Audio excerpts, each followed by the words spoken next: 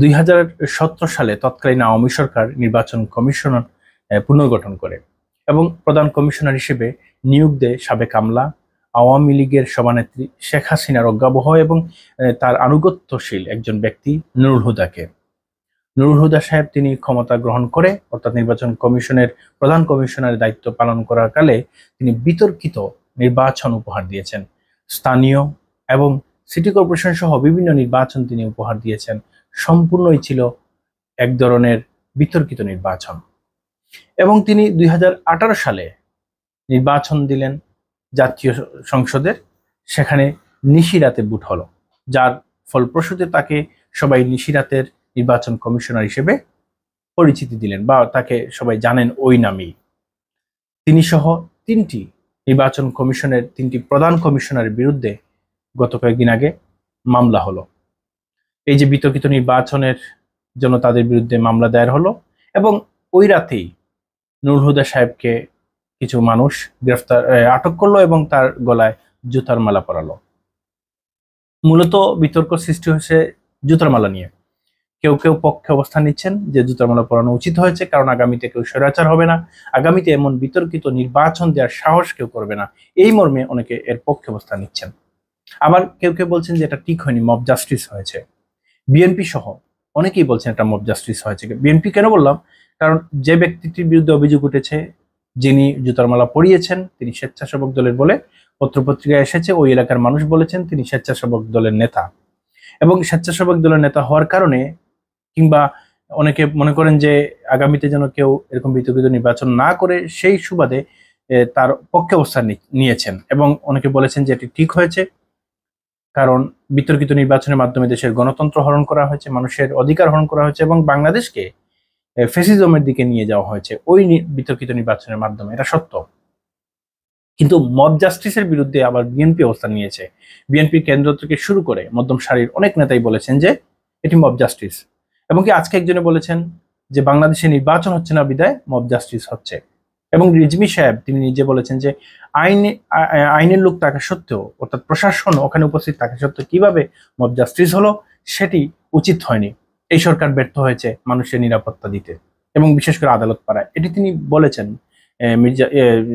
রিজভী সাহেব, মির্জা ফখরুল ইসলাম আলমগীর সাহেবও এটার ব্যাপারে কথা বলেছেন, তিনি এটার নিন্দা জানিয়েছেন। প্রধান উপদেষ্টা ডক্টর মোহাম্মদ ইউনূস সহ উপদেষ্টা মণ্ডলী সহ বিভিন্ন রাজনৈতিক দল এর নিন্দা জানাচ্ছে। এখন ঘটনা হচ্ছে মব জাস্টিস কি? মব জাস্টিস হচ্ছে আইনকে উপেক্ষা করে নিজে কিছু করা, মানে আইন নিজের হাতে তুলে নেয়, এটাই হচ্ছে মব জাস্টিস মূলত। তাছাড়া সবচেয়ে বড় কথা হচ্ছে এখানে হতাহতের ব্যাপার থাকে, কাউকে শারীরিকভাবে আঘাত করার বিষয় থাকে, এগুলো হচ্ছে মব জাস্টিস। আইনকে আপনি এড়িয়ে গিয়ে নিজের হাতে আইন তুলে নিয়ে মব জাস্টিস করলেন, এই যে বিষয়টি, সেটি আপনি কিভাবে দেখছেন? দেখুন, বিগত 16টি বছর বাংলাদেশে এটি হয়েছে, মব জাস্টিস হয়েছে।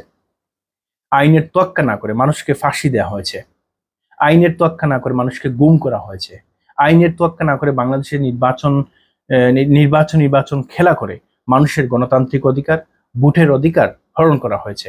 এই মব জাস্টিসকে তারা প্রাধান্য দিয়ে দেশের মানুষের মানবাধিকার, গণতান্ত্রিক অধিকার সহ যাবতীয় অধিকার হরণ করেছে, যার ফলে 2024-এর জুলাই থেকে অগাস্টের 5 তারিখ পর্যন্ত মানুষ আন্দোলন করেছে লাগাতার এবং বিগত সরকারের প্রধান শেখ হাসিনাকে বাংলাদেশ থেকে পালিয়ে যেতে বাধ্য করেছে।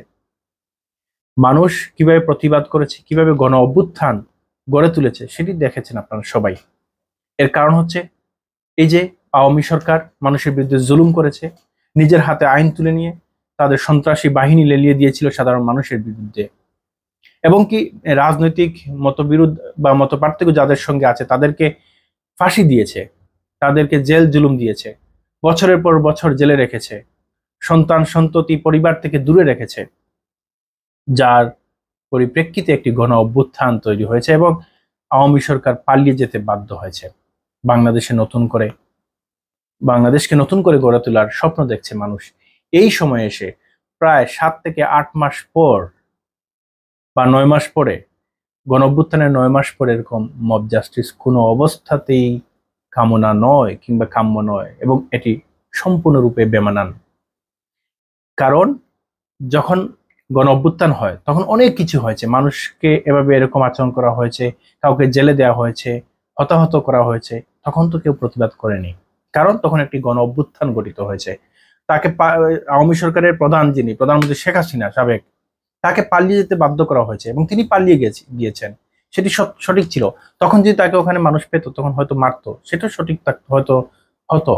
কিংবা ওই সময় যে সকল মন্ত্রী মিনিস্টারকে গ্রেফতার করা হয়েছে, যাদেরকে আঘাত করা হয়েছে, সব ঠিক ছিল, কারণ গণঅভ্যুত্থানে এটাই তো মানুষ করে। কিন্তু আপনি 7 থেকে 8 মাস 9 মাস পরে মব জাস্টিস করবেন, একজন বয়োবৃদ্ধ মানুষকে মারবেন, সে খুনি হতে পারে, দেশের বিচার ব্যবস্থা আছে।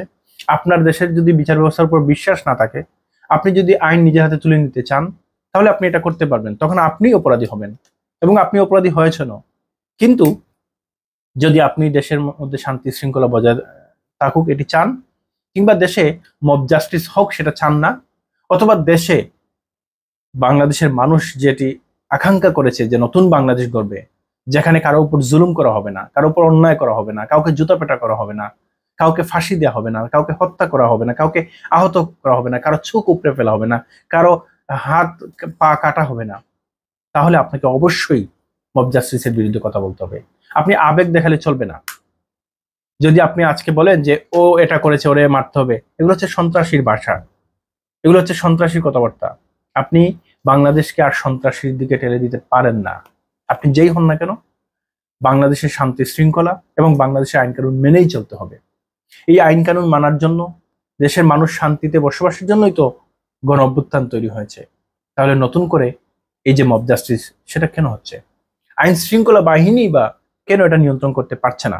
সরকার যখনই এরকম কোনো ঘটনা ঘটছে তারা বিবৃতি দিচ্ছে, কিন্তু বিবৃতির পর যে আইনি পদ্ধতিতে তাকে গ্রেফতার করা, এরকম কিছু তো চোখে পড়ছে না এখন পর্যন্ত। ওই স্বেচ্ছাসেবক দলের নেতা বলেন, কিংবা এখন বিএনপি তাকে অস্বীকার করছে, সে যেই হোক না কেন, ওই ব্যক্তিকে এখন পর্যন্ত কেন গ্রেফতার করা হলো না? সে এখনো বাইরে কিভাবে থাকে? তাকে অবশ্যই গ্রেফতার করতে হবে, যাতে করে অন্যদের জন্য এটা শিক্ষা হয়। আর নুরুল হুদা সাহেবকে গ্রেফতার করা হয়েছে, তার সমস্ত শাস্তির জন্য তার বিচার হবে। তাকে যদি বাংলাদেশের আইনে ফাঁসি হয়, সেটি হবে, তার বিষয়টা আলাদা, এটা রাষ্ট্র দেখবে। কারণ গণ অভ্যুত্থান তৈরি করে একটি সরকার গঠন করা হয়েছে, ওই সরকারকে দায়িত্ব দেওয়া হয়েছে যে আপনারা বাংলাদেশে যেটি ভালো হয় সেটা করুন, এবং তাকে সবাই সহযোগিতা করছে, রাজনৈতিক দলগুলো। সেই সহযোগিতার মাধ্যমে নুরুল হুদার বিচার হবে এবং সুষ্ঠু বিচার আমরা দাবি করছি। কিন্তু যারা মব জাস্টিস করেছে তাদেরও বিচার কামনা করি, এবং বাংলাদেশকে একটি সুন্দরভাবে গড়ার জন্য সকল প্রকার মব জাস্টিসের বিরুদ্ধে সবাইকে কথা বলতে হবে, এবং দেশের শান্তি শৃঙ্খলা ফিরিয়ে আনার জন্য সবাইকে ঐক্যবদ্ধভাবে কাজ করতে হবে। আর এ সকল সন্ত্রাসী কর্মকাণ্ড কিংবা চাঁদাবাজি, রাহাজানি, হ্যাঁ, হতাহতের ঘটনা, এগুলো এড়িয়ে যেতে হবে, এবং এগুলো যারা করে তাদেরকে বিচারের আওতায় নিয়ে আসতে হবে। তখনই বাংলাদেশের শান্তি শৃঙ্খলা ফিরে আসবে, অন্যথায় গণ অভ্যুত্থানটি ব্যর্থ হবে। আল্লাহ হাফিজ।